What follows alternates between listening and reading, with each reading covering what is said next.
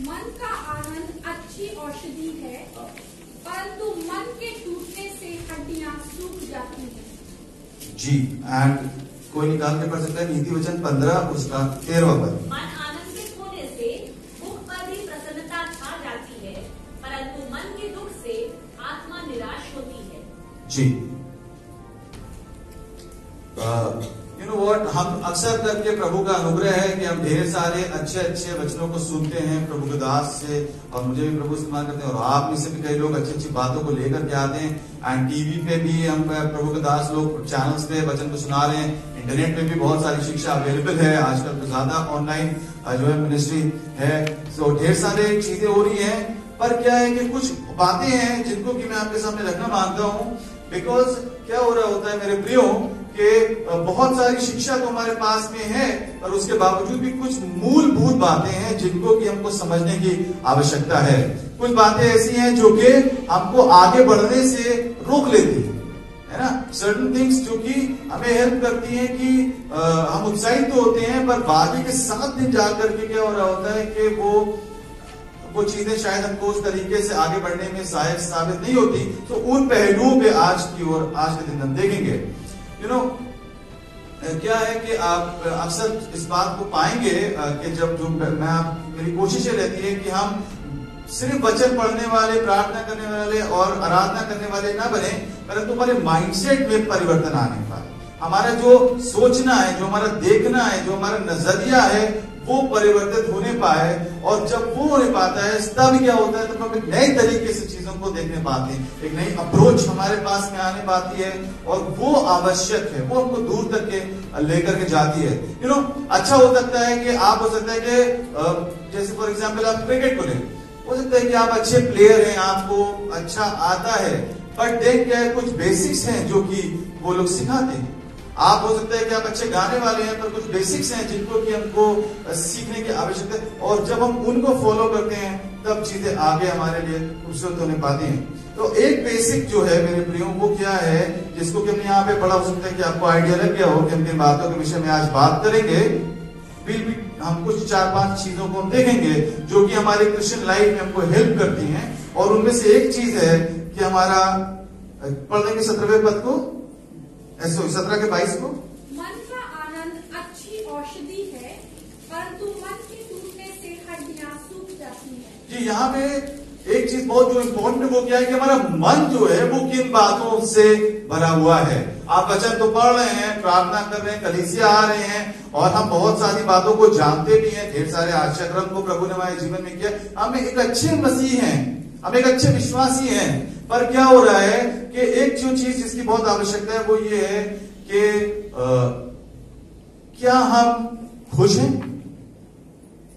क्या हम आनंदित हैं, क्या हमारा मन जो है वो सही बातों पे मनन कर रहा है, या हम किसी भी चीज पे मनन कर लेते हैं। जो कुछ भी हमको दिखता है, जो कुछ भी हो रहा है, किसी का फोन कॉल आ गया, कोई बात हमने पढ़ ली, कुछ हमने सोच लिया, कुछ हमने परसीव कर लिया, किन बातों पे हम जो है फोकस कर रहे होते हैं।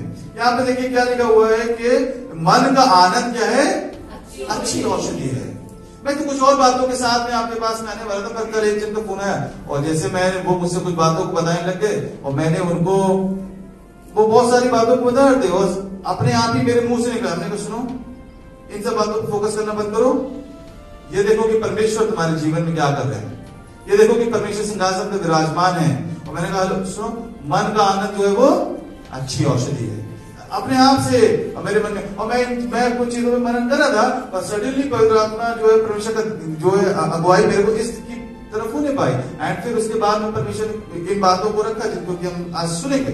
यू नो, सो वचन में ये भी लिखा कि सबसे ज्यादा रक्षा किसकी करो, मन की, एटीएम के पिन की नहीं, है ना। तो उसको भी करना है, और सबसे ज्यादा रक्षा किस बात की करनी है, मन की रक्षा हमको करनी है। यू नो व्हाट, क्या हो रहा होता है कि अंग्रेजी में एक शब्द है कॉन्शियंस या विवेक, है ना, वहां पे आकर के दुष्ट क्या कर रहा होता है, हमको अटैक कर रहा होता है, कुछ चीजों को हमसे चुरा रहा होता है। सो मैं आज इस बात की आपके सामने रखना मानता हूं वो ये है कि हम अपने मन की रक्षा किस प्रकार से कर सकते हैं। और 15वें नीति वचन 15 में भी हमने इस बात को पढ़ा। सो इससे पहले कि मैं आगे जाए, मैं आपको एक कहानी बताना मांगता हूं। यू नो व्हाट, आज से कई साल पहले इंग्लैंड में एक सर्कस लगा और बहुत मशहूर सर्कस था। हो सकता है कि शायद कुछ लोगों ने पहले कहानी सुनी हो, बट हम फिर भी आज इस पर देखेंगे। वहां पे सर्कस लगने पाया और उस सर्कस में क्या हुआ कि बहुत बड़ा क्लाउन जो है, एक बहुत बड़ा जो जोकर था, वो वहां पे आया, है ना। और उसका उस समय दुनिया में बहुत नाम था और वो वहां पे आया और सब जगह पोस्टर लगे हुए थे कि भाई इन तारीखों को जो है, अब तो सर्कस का चलन कम हो गया है, तो पहले हमको पता है कि सर्कस वगैरह लगा करते थे तो वही जो है सारी भीड़ वहीं पे पाई जाती थी शहर भर की, तो सब जगह उसका एड लगा हुआ था। एंड क्या हुआ, सब लोग वहां पे जाने के लिए तैयार थे, सब कोशिश करते कि हमको टिकट्स मिलने पाए और जल्दी से वहां पे पहुंचने पाए। एंड एक डॉक्टर था जो कि एक मनोवैज्ञानिक था, चिकित्सक था, और वो अपने क्लिनिक में बैठा हुआ था। वो भी ये सोच रहा था कि मैं जाऊंगा, सब पेशेंट को निपटा करके शाम को मैं जाऊंगा। और क्या हुआ कि एक पेशेंट उसके पास में आया और ये पेशेंट शायद आखिरी पेशेंट था, और उसने कहा आकर के डॉक्टर साहब से कि डॉक्टर साहब, मैं जीना नहीं चाहता, मैं बहुत परेशान हूं और मुझे किसी भी चीज से कोई खुशी नहीं मिलती, और मैं सोचता हूँ, कई बार मुझे लगता है कि मैं सुसाइड कर लूं, कई बार मैं सोचता हूँ कि मैं आगे मेरे पास में कोई आशा नहीं है। और आप जानते हैं जिस प्रकार के सवाल लोग मनोवैज्ञानिकों से आकर के करते हैं कि डिप्रेस है, परेशान है, कोई आशा नजर नहीं आ रही है। सो वो डॉक्टर उसको कुछ कुछ बातों को बताता है और फिर उससे कहता है तुम ऐसा करो, तुम मेरे साथ चलो, आज शाम को वहां पे एक सर्कस है और तुम्हें पता ही होगा शहर में सब लोग उसी के बारे में बात कर रहे हैं, और सबसे बड़ा दुनिया का जो क्लाउन है, जो जोकर है, वो वहां पे आया हुआ है और तुमको वहां पे जाकर के क्या होगा, अच्छा लगेगा। और ऐसा हो ही जाता है कि तुम उसके सामने बैठो और तुम खुश ना हो। वो कहता है कि वो क्लाउन भी मुझे खुश नहीं कर सकता। उसने मुझे ऐसा क्यों कह रहे, क्योंकि वो जो जोकर है वो मैं हूं, वो क्लाउन जो है वो मैं हूं। यू नो व्हाट, अक्सर ढेर सारी उन चीजों के द्वारा जिसको कि संसार को लगता है कि वो चीजें हमारे पास में होती सो हम बढ़िया होने पाते, उन सब के बावजूद भी क्या हो रहा होता है कि कहीं कहीं से वो निराशा जो है वो चीजें वहां पर अपनी जगह को बना रही होती हैं। और उस वजह से क्या हो रहा है, उंडेरा तो बहुत कुछ जा रहा है हमारे जीवन में, है ना। आज बहुत सारा अच्छा अच्छा संदेश हम सुन रहे हैं, बहुत सारी अच्छी अच्छी बातें हम सुन रहे हैं, पर परिवर्तन नहीं निकल करके आने पा रहा है। आप ढेर सारे लोगों को देखिए, वो आराधना हो रही है पर क्या है कि वो खड़े हुए हैं ऐसे ही, वो वैसे ही हैं, उनको there is no change, there is no आनंद, कोई हैप्पीनेस नहीं, कोई खुशी नहीं है। आप निकाले मेरे साथ में एक बात जो उस खुशी को जो चुराती है, निकालेंगे, हम जानते हैं वहां पे क्या लिखा हुआ है, यूहन्ना 10:10 में, कौन बताएगा जी।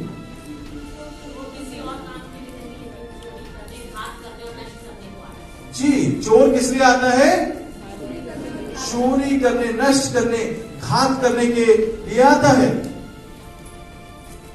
हम लोग अक्सर हम लोग इस बात को बहुत बताते हैं कि संसार में दो ताकतें काम करती हैं, एक परमेश्वर की, एक चोर की। परमेश्वर तो हमें आशीष देना मांगता है, पर चोर क्या करना मांगता है, उनको चुरा लेना मांगता है, वो नष्ट कर देना मांगता है, जो कुछ आपके पास में है घात कर देना मांगता है। एक जगह ऐसा लिखा हुआ है कि कभी प्रभु ने मौका दिया, इस पे मैं बहुत डिटेल में आपसे बात करूंगा, पर वहां पे लिखा हुआ है कि चौकस रहो, वो पाप क्या है, द्वार पे खड़ा हुआ है। क्यों खड़ा हुआ है, जरा सा हम चूके और क्या हो गया, वो चीजों को ले गया, चोरी करके ले गया, नष्ट करके ले गया, घात करके ले गया। पर सुरक्षा कहां पे आती है मेरे प्रियो, परमेश्वर के पास में, हमारे पास में सुरक्षा आने पाती है। उसमें वो परमेश्वर वहां पे बोले, यदि तू भला करे तो क्या तेरी भेंट ग्रहण ना की जाएगी, परंतु यदि तू भला ना करे तो देख पाप द्वार पे छिपा हुआ है, उसकी लालसा तेरी ओर होगी। यू नो व्हाट, हमको कई बार दिक्कत क्या हो रही थी, हम सोचते हैं परमेश्वर आप हमको फला चीजें दे नहीं रहे, ये वाली चीज मिलने नहीं पा रही है। क्यों नहीं मिलने पा रही, क्योंकि हमसे तभी इस लायक नहीं होने पाए, क्योंकि हम उनको बचा करके रखने पाए। सो जी, अब हम टेक्स्ट में आएंगे। अब मैं जो पहली बात जो हम देखेंगे यहां पे वो पाई जाती है भजन संहिता 51 उसके 14वें पद में।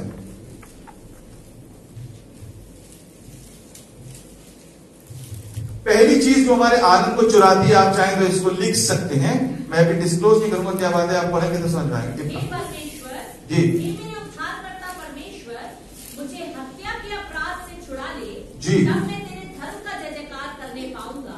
जी, यहाँ पे क्या हो रहा है, दाऊद क्या किन बातों को कह रहा है, हे परमेश्वर मुझे हत्या के अपराध से छुड़ा ले। जी, मुझे हत्या के अपराध से छुड़ा ले, तब मैं क्या करने पाऊंगा, तेरा जय जयकार। अंग्रेजी में लिखा हुआ है कि please remove the guilt. English उसको इस प्रकार से बोलता है कि मैं आपके लिए निकाल के पढ़ देता हूं तो आपको इजी होगा इस चीज को समझने के लिए। जी, क्या हम उसके 14 पद में ऐसे लिखा हुआ है, deliver me from the guilt of bloodshed, O God the God of my salvation, and my tongue shall sing aloud of your righteousness. मैं आराधना करने पाऊंगा, मैं जय जयकार करने पाऊंगा, पर क्या कर, वो जो कुछ मुझसे हुआ है उसको क्षमा नहीं कर दे, उसकी गिल्ट को हटा दे। क्यों खुश नहीं होने पा रहा है, क्यों जय जयकार नहीं करने पा रहा है, फिर से पढ़े क्या लिखा हुआ है बी पार्ट में, मुझे हत्या के अपराध से छुड़ा ले, जी, तब मैं तेरे धर्म का जय जयकार करने पाऊंगा। तब मैं तेरे धर्म का जय जयकार करने पाऊंगा। कई बार क्या हो रहा है, क्यों, क्योंकि जो है कोई गिल्ट है हमारे जीवन में, हमको वो ग्लानि है, दोष की भावना है, जिसकी वजह से क्या हो रहा होता है कि हम उस भारीपन को महसूस कर रहे होते हैं, और क्या होता है कि हम आराधना खुल के नहीं करने पा रहे होते हैं। वो क्या कह रहा है, उसको हटा लो, तब मैं जय जयकार करने पाऊंगा। पिछले हफ्ते हम लोग इस बात को डिस्कस कर रहे थे कि क्या होने पाया, प्रभु यीशु मसीह ने क्या करा, उस स्त्री से बात किया जो पाप में थी। प्रभु यीशु मसीह उससे वहां पे आकर के बात कर रहे हैं। मैं आपको बताने की कोशिश कर रहा था कि क्या हो रहा होता है कि पाप एक बहुत इंपॉर्टेंट समस्या, एक बहुत इंपॉर्टेंट इशू है जिसको हमको एड्रेस करना है, क्योंकि वो सिर्फ पाप नहीं है। पाप सिर्फ इतनी बात नहीं है कि हमने जो काम करना मांग रहे थे वो हम करना चाहते हैं और उन चीजों को हम करेंगे, बल्कि क्या है कि एक जगह पे, एक किताब में मैंने पढ़ा, वहां पे लिखा होता है सिन इज एन एरर है, वो जो हमें करना चाहिए था वो नहीं कर रहे हैं, पर उसका कॉन्सिक्वेंस क्या है, उसका परिणाम क्या है, उसका परिणाम क्या है कि हमारे जीवन में वो गिल्ट को लेकर के आता है, वो दोष की भावना को, ग्लानि को लेकर के आता है, और हम अपने आप को वैसे नहीं देख पा रहे होते जैसे कि हमको देखना चाहिए, और हम उस बोझ को लेकर के चल रहे होते हैं, और वहां पे क्या हो रहा होता है, फिर हम खुल के परमेश्वर की आराधना नहीं करने पा रहे होते, हम खुल के उन चीजों में नहीं आने पा रहे होते हैं। सो जो मैं आपके सामने रखना मांगता हूं मेरे प्रियो, मैं चाहता हूं कि आप चीजों को देखने के नजरिए को बदलें। आप सिर्फ पाप को पाप ना देखें, आप ये देखें वहां पे क्या कर रहा है, वो उसकी जगह वो आनंद आपका चुरा करके आपके हाथ में गिल्ट को देना मांगता है। आप वचन बताता है कि हम दुष्ट की उसकी युक्तियों से अनजान ना रहें। somebody can help me, वो जो पूरा पद है, मतलब निकालने की उतनी, अगर किसी को याद है क्या लिखा है कि ऐसा ना हो कि उसका कोई दांव हम पर चले। हम ना अपने आनंद में और अपने एक प्रकार के मौज में जीवन को जीना मांगते हैं। परमेश्वर आप बहुत अच्छे हैं, या जो भी यहाँ ये सब बातें अच्छी, पर हम वो करना मांगते हैं जो हम करना मांगते हैं। हमको मत बताइए कि क्या करना है, जैसा हमने सीखा है वैसा हम करेंगे, जो हमें अच्छा लगता है वो हम करेंगे। और मेरे प्रियो, परमेश्वर वहां पे आकर जल्दबाजी नहीं करता या जबरदस्ती नहीं करता कि वहां पे आकर के हमको रोक ले, अरे कहां जा रहे हो। वो क्या करता है, वो जाने देता है हमको। आवश्यकता किस बात की है कि हम ये जानने पाए, हमको इस बात को जानने की आवश्यकता है कि हमारे पास में एक विरोधी है। आप समझ रहे हैं, हमें इस बात को जानने की आवश्यकता है कि हमारे पास में कौन है, एक विरोधी है, और वो किस उसमें रहता है, किस ताक में रहता है, जी, एक और फाड़ खाए। वो किस ताक में रहता है कि गरजने वाले सिंह के समान हमें फाड़ खाए। सबसे ज्यादा खतरा आपको सड़क पे तेज चलने वाली गाड़ी से नहीं है, वो उस फ्लड से नहीं है जो आ जाता है जगह जगह पे, या महंगाई से नहीं है, या किसी वायरस से नहीं है। सबसे ज्यादा खतरा हमको मालूम किस चीज से है, वी हैव अ विरोधी, एक हमारा एनिमी है ना। और हम क्या कर रहे हैं कि हम तो जमा करें, और वो क्या करता है, वो इस स्थान में बैठा है कि कैसे नष्ट कर दे, कैसे घात कर ले। और कैसे करता है वो, बहुत क्राफ्टी तरीके से आता है। वो क्या करता है, वो आता है और हमको कोई टेम्पटेशन, कोई लॉलीपॉप दिखाता है, और उसके बाद में हम वो लाइन क्रॉस कर जाते हैं जो हमें नहीं क्रॉस करनी चाहिए, है ना। और हमें तो लगता है कि प्रभु आप क्षमा कर दीजिए, पर वो हमको क्या थमा के जाता है, वो गिल्ट थमा के जाता है। यू नो, पाप सिर्फ पाप नहीं है, उसके साथ में पूरा पैकेज है। एक उसके साथ में कुछ एस्ट्रिक वहां लगा है, नीचे लिखा है टर्म्स एंड कंडीशन अप्लाई, है ना। आपने एडवर्टाइजमेंट देखे होंगे, वो बड़ा सा एडवर्टाइजमेंट आता है कि नहीं वो ये फला चीज इतने में मिल रही है, और सब लोग पढ़ने जाते हैं पेपर में, उसमें एस्ट्रिक लगा था, नीचे लिखा है टर्म्स एंड कंडीशन अप्लाई। वहां तो लग रहा है कि कम पैसे में कुछ मिला जा रहा है। देखा होगा आपने, ऐसे बहुत सारे एड्स को देखा होगा आपने, है ना। अरे पन्ना खोला, वहां पे लिखा भाई 10,000 में वो चीज मिल रही जो इतने की है, पर नीचे टर्म्स एंड कंडीशन अप्लाई, नीचे लिखा नहीं वो ऐसा हो गया था, वैसा हो गया था, वो वाले स्टॉक नहीं है। कुछ भी ऐसे ही कर रहा होता है, वो दिखा तो कुछ और रहा है, पर दे के कुछ और जा रहा है। एक प्रभु के दास को बोलते हैं, sin does not deliver what it promises. पाप जो है ना, वो हमको वो नहीं दे रहा है जो वो दिखा रहा है कि हम तुम्हारे जीवन में देंगे, तुम प्राप्त करने पाओगे। It does not deliver what it promises. जो कुछ दुष्ट आपको दिखा रहा होता है ना, तो हमें लग रहा है बाबा ये अच्छी, वो सिर्फ अच्छी बात नहीं है। एक्चुअली बात अब वहां से तो अलग निकल चुकी, संसार जिस जगह ऑपरेट कर रहा है कि परमेश्वर का वचन क्या कहता है, पर आप उसको किनारे भी रख दें तो आप ये पाएंगे कि पाप जो है ना, वो जो कुछ दिखा रहा होता है वो नहीं दे रहा होता है जीवन में, पीछे कुछ और लेकर के आ रहा होता है। क्या लेकर के आ रहा होता है, वो गिल्ट को लेकर के आ रहा होता है, वो दोष भावना को लेकर के आ रहा होता है। एक जन को मैं जानता हूं, हमारे साथ पढ़ा करते थे काफी साल पहले, तो उसके बाद में हम अपनी चीजों में हम अपना ट्रैक लिया, हम वो अपनी पढ़ाई करने लगे। वो अपनी पढ़ाई के चक्कर में बैंगलोर या पता नहीं कहीं बाहर चले गए, और जब कुछ दोस्तों से पूछा कह रहे उसके क्या हाल चाल है, कह रहे अरे नहीं वो ना किसी से मिलता ही नहीं है। क्या हो गया, वहां पर रहते थे, पढ़ाई कर रहे थे या जॉब कर रहे थे, वो शायद जॉब कर रहे थे, और कुछ ऐसा उनसे हुआ जो कि गलत था, जो कि काफी गंभीर था। और वहां पे जो है उसके बाद में क्या होने पाया कि वो चीजें पकड़ ली गई, और अब क्या है, चाहे तो दोबारा जिंदगी शुरू कर सकते हैं, आगे जा सकते हैं, पर वो उसको शेम और गिल्ट इतना है कि वो क्या कर रहा है, वो अपने आप को घर में बंद रखता है। लखनऊ आ गया, सारी पढ़ाई धरी रह गई, क्या हो गया, वापस आ गए और वहां पर घर में बंद रहते। कुछ दोस्त पड़ोस में रहते थे, उन्होंने भी मिलने की कोशिश करी, पर क्या है कि उसने घर वालों को भी कह दिया कि नहीं नहीं, मतलब मैं मिलूंगा ही नहीं, या ये वो, बस अपने आप को कमरे में बंद रखता है, कभी कभी निकलता है।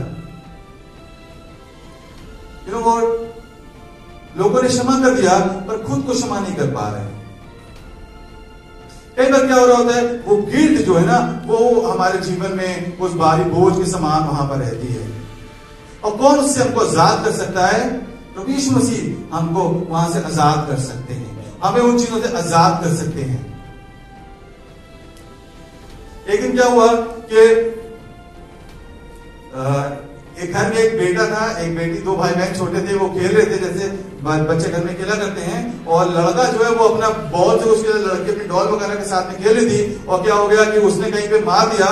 तो एक मम्मी बड़ा सा नया सा क्रॉकरी का सेट लेके आई थी, और वो वहां रखा हुआ था, और वो शेल्फ पे, और बॉल उसके लगे वो टूट गया।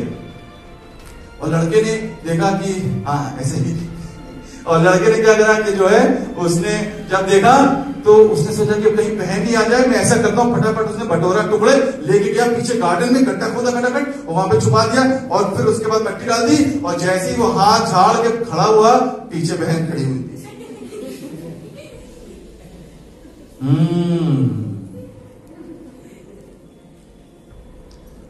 और वो घबरा के कह मम्मी से कहना, मम्मी से कहना। बहन ने सोचा अच्छा मौका, उसने कहा अच्छा है नहीं कहेंगे, पहले एक काम करो, वो मम्मी ने हमको फला काम कहा था वो कर दो मेरे लिए। तो वो गया, कह रहा अच्छा बहन तो नहीं होगी। वो जाकर शायद जो भी था, कुछ धोना था या कुछ करना था, उसने जाकर के वहां पे उन चीजों को कर दिया, आके बैठ गया। और उसके बाद में फिर जो उसने कहा चलो बच गया, मम्मी आएंगी, मम्मी को नहीं बताएगी वो। फिर अगला दिन हुआ, अगले दिन बहन आई खटखट उसके दरवाजे पे, कह रही है ऐसा है, मेरा होमवर्क है, ये मिला, इतने समय तक हो जाना चाहिए, मैं जा रही हूँ अपनी दोस्त के यहाँ खेलने के लिए। और ये भाई साहब उसका होमवर्क कर रहे हैं, अपना भी कर रहे हैं, उसका भी कर रहे हैं, उसको जो काम मम्मी बता रही है वो भी ये कर रहे हैं, डबल डबल काम कर रहे हैं, रात में सो नहीं पा रहे हैं, रात भर जग रहे हैं, स्कूल में दिमाग नहीं लग रहा है, परेशान हो गए। बहन से कह रहे कि बहन मान जाओ, बहन मानने को तैयार नहीं है। वो कह रही कि हम अभी बताओ मम्मी को, अभी बताओ, वो तो वहीं पे खड़ा हुआ है। और इसकी बहुत बुरी हालत हो गई, और वो अपने कपड़े प्रेस करा रही है, अपने कपड़े धुलवा रही है, जो भी उसका काम है वो सब इससे करा रही है। और क्या होने पाया कि एक दिन उसकी शक्ल पे सब नजर आ रहा है, बहुत परेशान है। और एक दिन बैठा कुछ काम करता, रोने लग गया। मम्मी आई उसके पास में, बेटा बताओ क्या बात है, क्या बात है। बहन वहां से उसको देख रही है पीछे से कि नहीं। एंड क्या होने पाया कि अच्छा, मतलब बहुत रिलेटेबल स्टोरी, शायद आप लोग बहुत खुश हो रहे। सो क्या हुआ कि अच्छा उसने सोचा कि नहीं मैं मम्मी को नहीं बताऊंगा। नेक्स्ट डे कोई दिक्कत हुई, उसने कहा नहीं मैं जाके मम्मी को बता दूंगा। अच्छा उसने मम्मी को बताया, क्या होने पाया, मम्मी ने कहा अरे इतनी सी बात थी। और फिर उसकी बहन को बुला करके जो है उन्होंने पूरी उसकी क्लास ली। यू नो व्हाट, ढेर सारी बात क्या हो रहा था मेरे प्रियो, हम अपने आत्मिक जीवन में भी इसी प्रकार की चीजों को कर रहे होते हैं। परमेश्वर चाहता है कि उसके पास में आकर की चीजों को बता दें, वो चाहता है कि मुझसे बोल दें। वो इंतजार कर रहा है कि वो खुली हुई बाहों के साथ में, और देखता है जहां से वो उसका बेटा, वो मुशरिफ बेटा जो अपना हिस्सा लेकर के चला गया था, कौन सा उड़ाऊ पुत्र, यस जी उड़ाऊ पुत्र जो है, वो लखनऊ की जुबान में मुशरिफ बोलते, वो जो चला गया था अपना हिस्सा लेकर के, वो वापस आएगा। आवश्यकता इस बात की नहीं है मेरे प्रियो कि हम टेंशन में रहें, हम ग्लानि में रहें। You know what? The gospel is called the gospel for no other reason than this. ये सुसमाचार को गुड न्यूज इसलिए बोलते हैं because it is good in any condition wherever you are. जिस भी परिस्थिति में आप अपने आप को पाते हैं, वो वहां पे सुसमाचार है। You know what? मैं बहुत खुश हुआ कि गुड न्यूज क्यों कहते हैं? News is something that is happened new. News क्या है? समाचार क्या है? जो अभी अभी हुआ है। यूं तो वो 2000 साल पहले उस कलवरी की क्रूस पे हुआ, पर जिस परिस्थिति में आप हैं, आपके लिए वहीं पे एक नई बात है। जब आप अपने आप को चारों तरफ से बंद पा रहे हैं, वहां पे यदि आपके पास में कोई नई बात नहीं, कोई बात ऐसी नहीं जो आपको उत्साहित कर सके, यदि आप उस गिल्ट को लेकर के बैठे हुए, मेरे प्रियो एक गुड न्यूज है कि परमेश्वर आपके पास में वो आपको क्षमा कर देना मांगता है। एक बात है रोमियो 5:8 में, और बहुत ही प्रचलित वो पद है, और वहां पे इस प्रकार से लिखा हुआ है,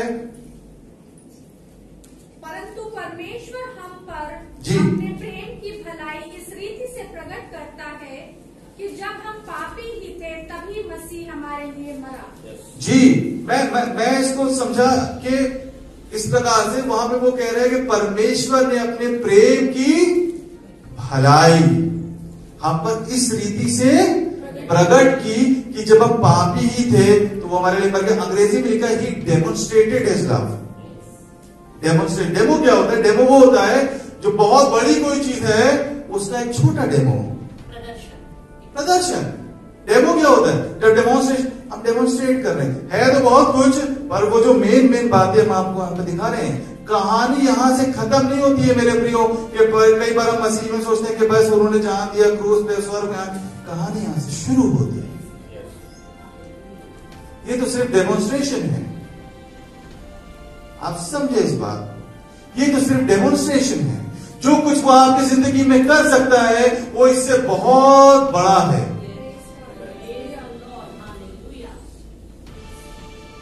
कि जब हम पापी थे तो वो हमारे लिए मर गया। That is just a demonstration of his love.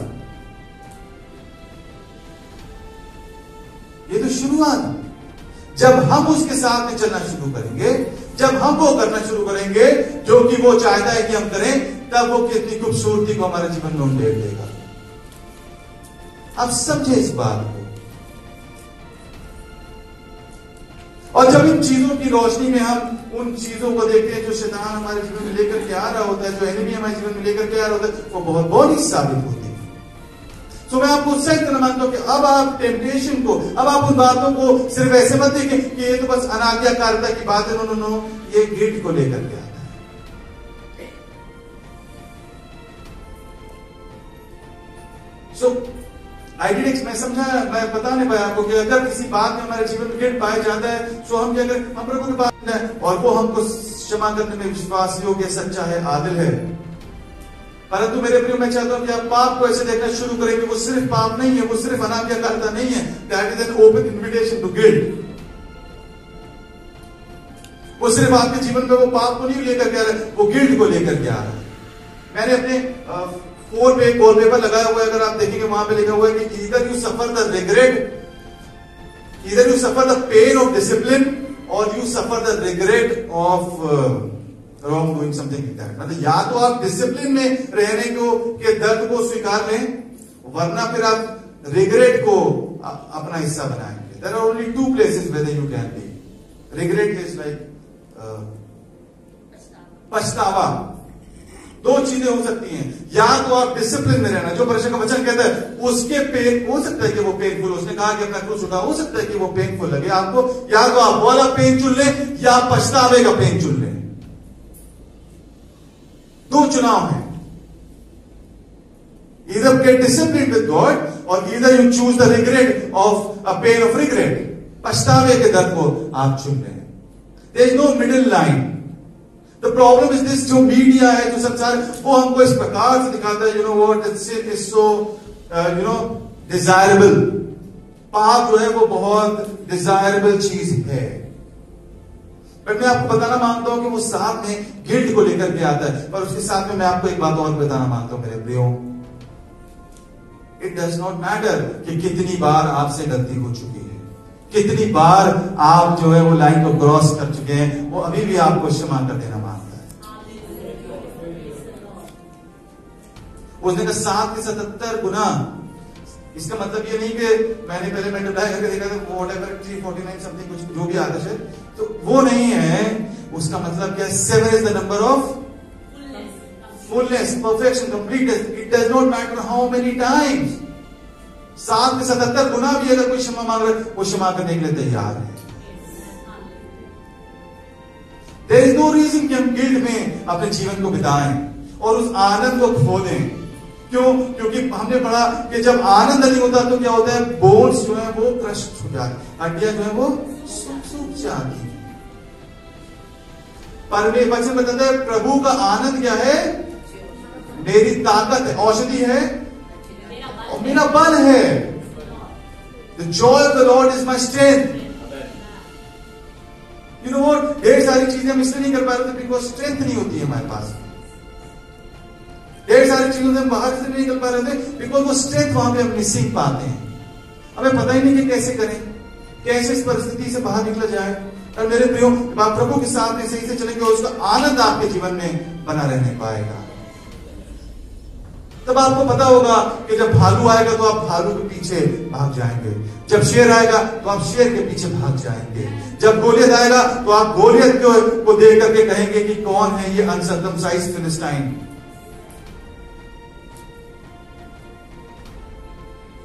You know what, कई बार चीजें हमें बहुत मुश्किल दिखाई दे रही होती हैं, पर आप परमेश्वर के वचन के यूनिट्स को समझें। उसका यूनिट कैसा है? मापदंड को देखें। Yes, thank you. उसके मापदंड को आप समझे। उसके मापदंड क्या है? वो जो आपको पहाड़ के समान दिखाई देता है उसको वो राई से डील कर सकता है। जो आपको पहाड़ दिखता है वो उसको राई के दाने के समान दिखाई पड़ता है। इट डज नॉट मैटर कि आपके पास में क्या है और क्या नहीं है। वो चीजें जो पहाड़ के समान आपको दिखाई दे रही है उसको वो ऐसे देखता है जैसे राई का दाना है। आवश्यकता किस बात की है कि आप अपनी चीजों को परमेश्वर के हाथ में सौंपना शुरू करें, उसको सौंपें। और वहां पे क्या हो रहा था, कई बार वो गिल्ट जो है ना वो बाधा बन रही होती है। हमें लग रहा होता है कि हम शायद उतने अच्छे नहीं हैं, हमारे लिए परमेश्वर नहीं करेंगे, तो इसलिए क्या होता है कि हम उस द्वार पे खटखटा ही नहीं रहे होते हैं और हम इधर उधर बाकी सारे जो ऑप्शन है उनको खंगाल रहे होते हैं। यू नो व्हाट, वो हमसे प्रेम करता है, वो हमारा पिता है। मैंने आपको बताया, it is not about a performance, it is about a relationship. ना हमारे पापा हमसे गुस्सा हो सकते हैं, हमारे पापा हमसे नाराज हो सकते हैं, पर वो है तो हमारे पापा। मैं आपको एक उदाहरण दूं, मतलब इसको आप सही नजर नहीं समझ। क्या होता था कि वो जब नई नई कार हमारे घर में आई तो हमको बड़ा चस्का रहता था कि जरा सा मौका मिले चलाएं। तो सुबह सुबह मम्मी ड्यूटी आती थी तो वो लेकर के हम छोड़ने चलेंगे, ठीक है, क्योंकि चलाने मिलेगा, जबकि घर कैंपस में था तो ज्यादा दूर जाने का मौका नहीं मिलता था, पर हम लोग छोड़ने आया करते थे अक्सर। और क्या मम्मी आखिर के समय में वो एक एडमिनिस्ट्रेटिव पोस्ट पे आ गई थी, तो ढेर सारे लोग उनको ऐसे वो कर रहे, विश कर रहे हैं, ऐसे करके गेट पे भी वो गए, सब लोग विश कर रहे हैं। तो मैं चाहे उनको लेके जा रहा हूँ, चाहे मैं जब दो चार बार लोगों ने देखा, तो जब मैं छोड़ के भी आ रहा होता था तब वो मम्मी तो उधर गई हैं, पर मेरे को वो लोग जो है वो यूं कर रहे हैं। मैं सोचता कि भाई ये क्या है, क्योंकि गाड़ी उनकी है। ये मायने नहीं था कि मम्मी शायद हमसे कुछ कहा था करने के लिए, हमने नहीं करा, वो शायद हमसे गुस्सा है या क्या बात है, वो मायने नहीं रहता। मैं उनकी गाड़ी में जो चल रहा हूं, यू नो, वो हमारा पिता है। यहां बात रिश्ते की है।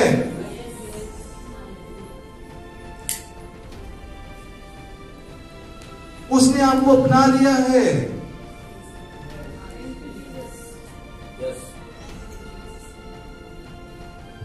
आप अपने आप को सही नजरिए से देखना शुरू करें।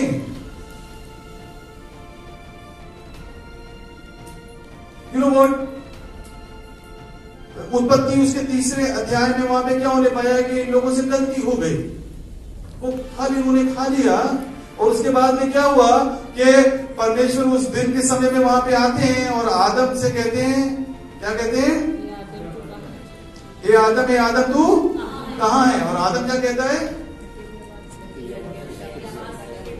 मैं तेरी आवाज सुन के डर गया था और क्या गया, छिप गया, क्योंकि मैं नंगा मैं छिप गया हूं। वो पत्तों का वो ड्रेस बना लेते हैं, वहां पे वो छिप जाते हैं।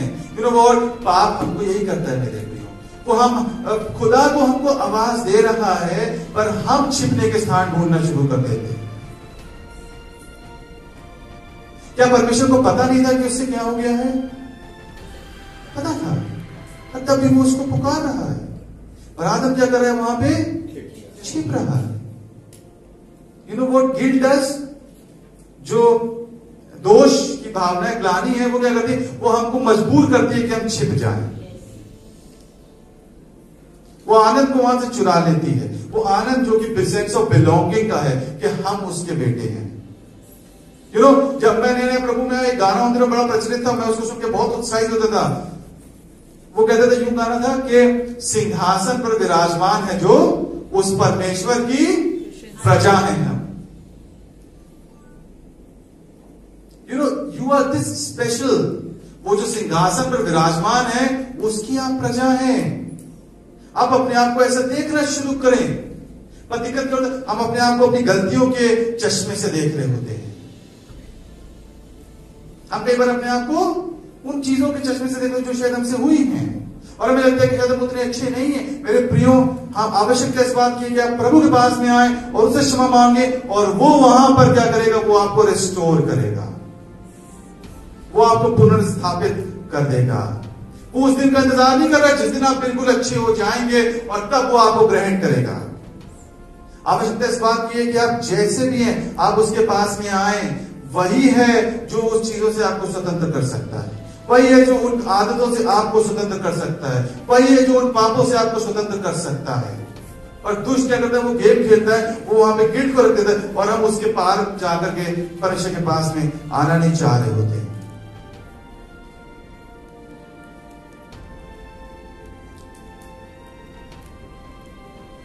यू नो, आनंद इस बात से आता है कि जब हम इस बात को जानते हैं कि उसने हमारे लिए दाम को चुका दिया है। हम तो नर्क की ओर जा रहे थे, उसने क्या करा है, उसने हमारे लिए उस मार्ग को तैयार कर दिया है। इट डज नॉट मैटर कि आप कितनी गलती आपसे हुआ है, परमेश्वर वहां पे आपको क्षमा कर देना चाहते हैं। जल्दी से हम एक आध और दो बातों को देखेंगे। सो एक बात जो मैंने आपके समझ क्या होता है कि आनंद किस बात से चोरी हो जाता है, क्योंकि गिल्ट होता है हमारे जीवन में। हम कई बार गिल्ट में जी रहे होते हैं और हम पहचान नहीं पा रहे होते हैं कि जो टेम्पटेशन है वो इसलिए नहीं है कि हम गलती करते हैं, इसलिए ताकि हम फिर बाकी के समय उस गिल्ट को उठाए उठाए घूमते रहे।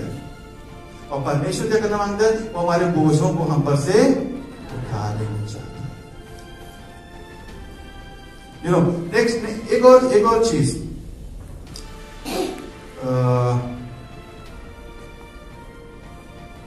ओके, यू नो कई बार हम पास्ट में जीना पसंद कर रहे होते हैं। कई बार हमको लगता है एक माइंडसेट होता है, वो ये होता है कि यू नो पहले के जो दिन थे वो बहुत अच्छे थे।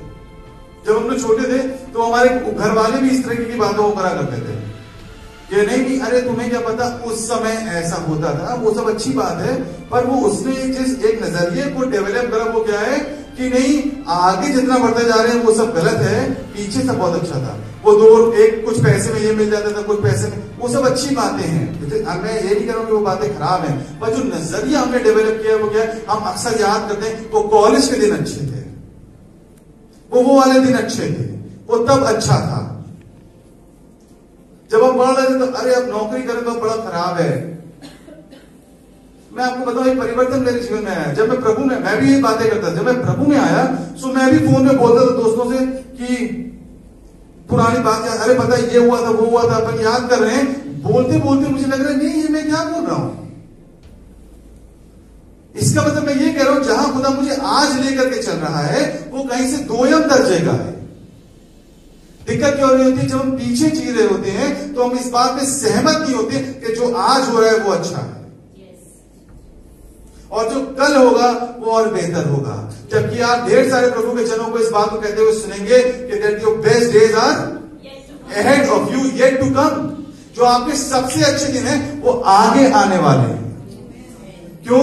क्योंकि इस भवन की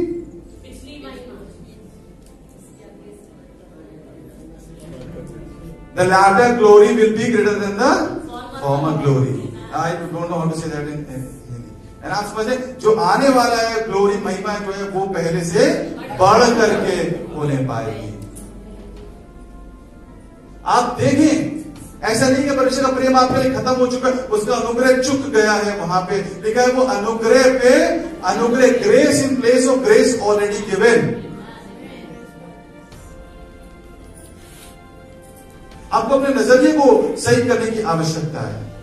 कोई ऐसा पाप नहीं, इसका मतलब ये नहीं कि हमारे पास में लाइसेंस है, पर मैं आपसे कहना मांगता हूं देयर इज नो सिन जो कि परमेश्वर का लहू जिसको धो नहीं सकता। कोई ऐसी गलती नहीं है जिसको परमेश्वर क्षमा नहीं कर सकते हैं।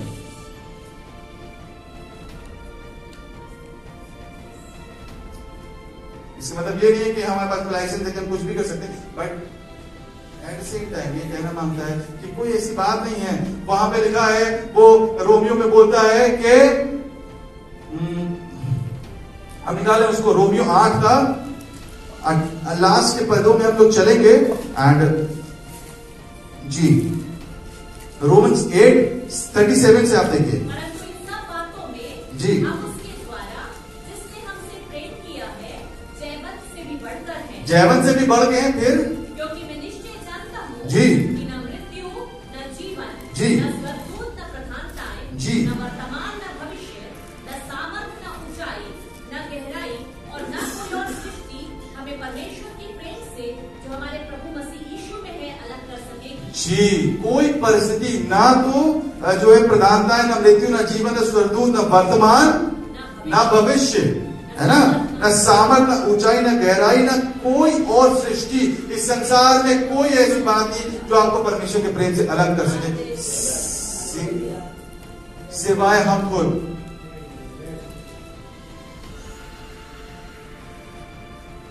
है ना, इसमें वर्तमान और भविष्य भी है मेरे प्रियो, ना वर्तमान ना भविष्य, है ना, कुछ ऐसा नहीं है जो कि दिक्कत क्या होती है। कई बार हम सोच रहे होते हैं, हम पास्ट में बहुत जी रहे होते हैं। कई बार हमें लग रहा होता है नहीं वो समय अच्छा था और शायद हमने कुछ गलत फैसले ले लिए, कुछ ऐसा हो गया। नो नो नो, परमेश्वर का जो प्लान है, परमेश्वर किस प्रकार से चीजों को करते हैं, वो सब चीजों को मिला करके हमारी भलाई के लिए इस्तेमाल करता है। याद होगा आपने डिस्कस किया था हमने कि वो सब बातों मिलकर भलाई ही को उत्पन्न करती है। आजकल दिक्कत क्या है, ढेर सारे लोग जो हैं बिकॉज वो स्ट्रेंथ वहां पे नहीं है। परमेश्वर का आनंद क्या है, मेरी ताकत है, क्योंकि वो वहां पर नहीं है। सो हम क्या करते हैं, वी स्टार्ट कंपेयरिंग, और हम पहले के दिनों को याद कर रहे थे, नहीं वो ज्यादा अच्छा। यू नो व्हाट, जब तक आप पवित्र आत्मा के साथ में सहमत नहीं होंगे, क्योंकि परमेश्वर के पास में तो प्लान, उसने कहा जो कल्पनाएं मैं तुम्हारे विषय में करता हूं उन्हें मैं जानता हूं, वो हानि की नहीं वरन लाभ की ही है, और अंत में तुम्हारी आशा को पूरी करूंगा। यू नो व्हाट, हम वचन तो बहुत सारा सुनते हैं, पर माइंडसेट को ठीक करने की आवश्यकता है। क्या हो रहा होता है, क्योंकि हम इस बात में पवित्र आत्मा के साथ में एक सहमत नहीं होते कि आगे अच्छा आने वाला है, इसलिए वो नहीं होने पा रहा होता ढेर सारी बात, या कठिनाई होती है परमेश्वर को उन चीजों को वहां पे करने के लिए। आवश्यकता इस बात की कि आप इस बात के लिए सहमत हो जाएं। क्यों सहमत होना है, क्योंकि परमेश्वर का वचन इसको कह रहा है, दैट सेटल्स इट। अब उसमें कोई और बात बाकी नहीं रह गई है। आगे जो आने वाला वो परमेश्वर ने अच्छा रखा है, और ये बात के आनंद जब आप भर जाएंगे तब आप आराधना करने पाएंगे, और तब वो मन में आनंद होगा जो अच्छी औषधि बनने पाएगा, मुख पे प्रसन्नता छाने पाएगी। आपको इस आनंद से भर जाना है कि परमेश्वर के पास मेरे लिए उत्तम प्लान्स हैं। नो मैटर मैं कहीं पर भी क्यों नहीं हूं, परमेश्वर मेरे लिए चीजों को खूबसूरत कर सकता है। आप अकेले में आए बैठे मैं चाहते, ढेर सारे लोगों की गवाहियां जहां पे हम खुद सोचते थे कि इस परिस्थिति से कैसे बाहर निकलेंगे, इन्होंने इतना गड़बड़ कर दिया कि यहां से वो इनको कैसे बाहर निकालेगा। पर मेरे प्रियो, जब उन्होंने वहां से परमेश्वर को आवाज लगाई, हम भी हैरान हुए परमेश्वर ने इनके लिए कैसे उत्तम द्वारों को खोल दिया। तो मैं आपको उत्साहित करना मांगता हूं मेरे प्रियो, कोई ऐसी जगह नहीं है जहां से परमेश्वर आपको वापस लेकर के नहीं आ सकते। Stop living in the past. दूसरी बात जो है गिल्ट के बाद में, that you should stop living in the past. आप पास्ट में जीना बंद करें, आगे देखिए। परमेश्वर के पास में उत्तम योजना, उसको पता है कि वो क्या कर रहा है। उसने क्या कहा, क्योंकि जो बोले सब लोग कल्पनाएं मैं तुम्हारे विषय में करता हूं उन्हें मैं जानता हूं। हो सकता है कि आप ना जानते, ये नहीं लिखा हुआ है वहां पे कि तुम भी जानने पाओगे। उसने कहा मैं जानता हूं। जरूरत इस बात की नहीं कि आप भी जाने। आपका काम क्या है, आपका काम क्या है, आज्ञाकारिता में बने रहिए और ट्रस्ट करिए और आराधना करिए, और उन चीजों का नाम ऐसे लीजिए जो है भी नहीं मानो कि है। क्यों, क्योंकि पुत्र वो करता है जो पिता को करते हुए देखता है, क्योंकि वो हमारा पिता है, और वो उन चीजों का नाम ऐसे लेता है जो कि है भी नहीं मानो कि वो है। You know when you pray, ये कहां पे करना है, when you pray to God. हमको पता है परमेश्वर हमारे लिए ये करने पे, वो हम गाना गाते हैं, आ रहा है मेरा चमत्कार आ रहा है। सो दूसरी बात जो है मेरे प्रियो वो क्या है, stop living in the past. दो और बातें बस उनको मैं जल्दी से बता करके खत्म करूंगा। मैं चाहता हूं कि आप निकाले यहां पे मत्ती की पुस्तक 11वां अध्याय उसका 20वां पद, जल्दी से हम इसको देखेंगे। तब वो उन नगरों को उलाहना देने लगा जिनमें उसने बहुतेरे सामर्थ के काम किए थे, क्योंकि उन्होंने अपना मन नहीं फिराया था। जी, यहां पे लिखा है कि वो परमेश्वर उनको लाना देने लगे, फिर कहते हाय खुराजीन हाय बैतसैदा। जी, जो सामर्थ के काम तुम में किए गए, यदि वे सूर और सैदा में किए जाते तो टाट ओढ़कर और रात में बैठकर वे कब का मन फिरा लेते। जी, यहाँ पे परमेश्वर प्रभु यीशु मसीह कह रहे हैं कि उन शहरों के नाम ले रहे हैं, खुराजीन बैतसैदा, आगे कफरनहूम का भी जिक्र है, कह रहे हैं कि हाय खुराजीन हाय बैतसैदा, यदि वो सामर्थ के काम जो तुम में किए गए वो सूर और सैदा में किए जाते तो वो कब का मन फिरा लेते। सूर और सैदा यहाँ पे दिखाता है संसार को। सूर और सैदा किसको दिखाता है, संसार को। यदि संसार ने उन चीजों को देखा होता जो आपके पास में है, यदि संसार ने उस शिक्षा को प्राप्त किया होता जो कि हमने प्राप्त किया है, यदि संसार ने उन आश्चर्य कर्मों को देखा होता मेरे प्रियो, तो हो सकता है कि इन बेंचों पे वो बैठे होते।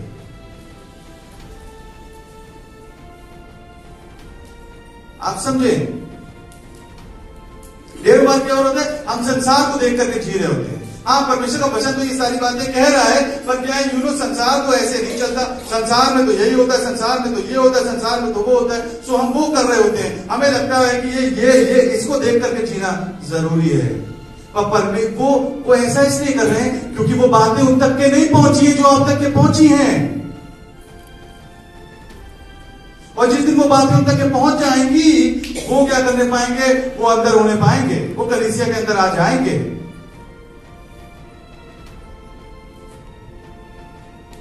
आप समझ रहे हैं? हम देखो का संसार को देख के चलते हैं कि अगर हम ऐसा करेंगे तो संसार क्या कहेगा। तो संसार को चाल इसलिए चल रहा है क्योंकि अभी प्रभु का अनुग्रह उनके ऊपर नहीं हुआ है, और आप वो खुशकिस्मत व्यक्ति जिसके ऊपर प्रभु का अनुग्रह हुआ है। आवश्यकता इस बात की कि उस अनुग्रह को पहचाने। हम ये एक्सक्यूज देना बंद करें कि संसार वो सूर और सैदा तो ऐसा कर रहे हैं।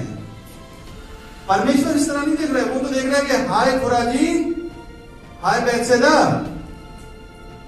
यदि ये सब सूर और सैदा में होता तो ये चीजें होने पाती। आप देखते जब इसलिए के प्रेरितों का काम 27वां अध्याय उसका 3रा पद कोई एक जन निकाल के पढ़ सकता है।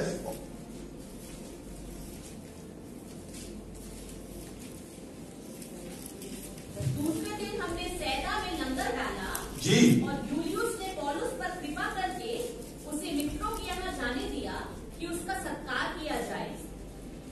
जी, यहां पे क्या हो रहा है, जब प्रभु यीशु मसीह स्वर्ग पे चले गए हैं और प्रचार कर रहे हैं, और क्या होने पाया, वो भविष्यवाणी प्रभु की पूरी होने पाई। उन्होंने कहा था सूर और सैदा को अगर पता चलेगा तो वो मन फिरा लेंगे, और क्या होने पाया, यहाँ पे पौलुस जो है वो सूर पे है, सैदा में है, सैदा में है, और वहां क्या हो रहा है कि ये देयर ऑन वे कहीं पे जा रहे हैं, शायद इटली जा रहे हैं, रोम जा रहे हैं, आई एम नॉट श्योर, पर रास्ते में सैदा पड़ता है और सैदा पे पौलुस जा रहा है, और वहां कलीसिया है, वहां मित्र लोग हैं और वो उससे मिलने को आ रहे हैं। एक और जगह प्रेरितों के काम में वर्णन है, वहां पे तो लोग पौलुस को शिप तक के छोड़ने आ रहे हैं, उससे बातचीत कर रहे हैं और रह रहे हैं, and that is the other place जो कि मेंशन्ड है। सो मैं आपको बताना चाहूंगा, संसार को देख के चलना बंद करें। संसार क्या करता है, संसार जो है वो इसलिए उन चीजों को कर रहा है, या तो प्रभु का अनुग्रह उनके ऊपर में नहीं हुआ है, या वो उनका निर्णय है। हो सकता है कि कभी प्रभु से उनकी मुलाकात हो तो वो हो सकता है कि लाइन में आगे खड़े हुए पाए जाएंगे। स्टॉप गिविंग एक्सक्यूजेस कि नहीं बिकॉज हम इस संसार में रहते हैं तो हमको ये काम करना पड़ेगा। नो नो नो नो, परमेश्वर का वचन साफ साफ इन बातों को बता रहा है कि वो अगर उन बातों को जानने पाते तो वो उन चीजों को छोड़ देते। एक और बात है जिसकी वजह से क्या हो रहा है कि हम अक्सर जो है वो आनंद को वो हमारे अंदर नहीं बना रहता है। वो क्या बात है, वो पाई जाती है दूसरा सैमुएल उसे 11वें पद के 11 के पहले ही पद को हम बस पढ़ेंगे।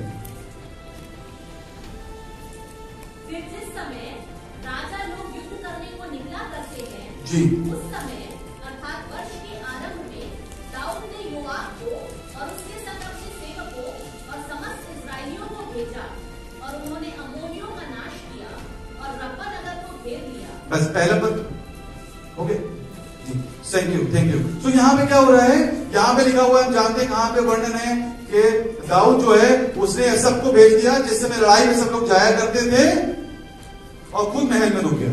और फिर आगे आप जानते हैं कि क्या होने पाया। यू नो व्हाट, कई बार मुझे लगता है कि हमको सब, अब हम एक लेवल पे आ गए हैं प्रभु के साथ में, अब इतने साल हो गए हमको चलते चलते, और अब हम सब जानते हैं मेरे प्रियो, जिस भी लेवल पे आप हैं उसके ऊपर एक और लेवल है। जिस भी स्तर पे आप हैं उसके ऊपर एक और स्तर है, और फिर उसके ऊपर एक और स्तर है, और फिर उसके ऊपर एक और स्तर है। आवश्यकता किस बात की है कि आप वो करें जो आपको करने के लिए बुलाया गया है।